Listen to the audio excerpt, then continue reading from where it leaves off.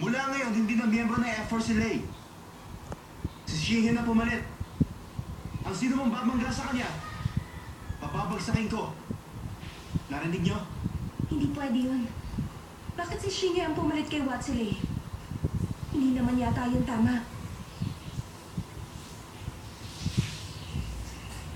Paano ito? Kasalanan ko ang lahat.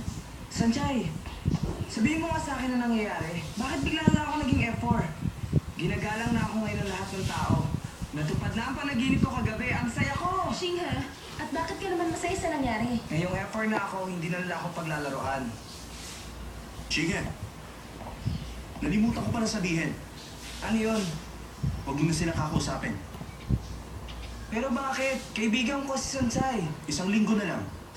At makikick out na sina Sanchay at Lei. Makikikout kami? Gagawin kong lahat. Mapalis lang kayo rito.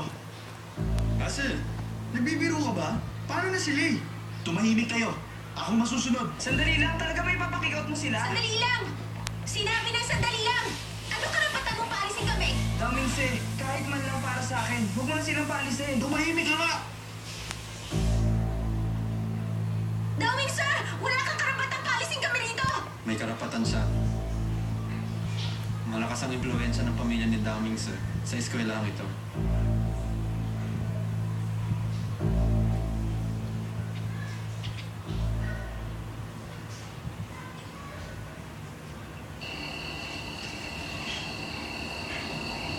Teka, hindi naman yata tama.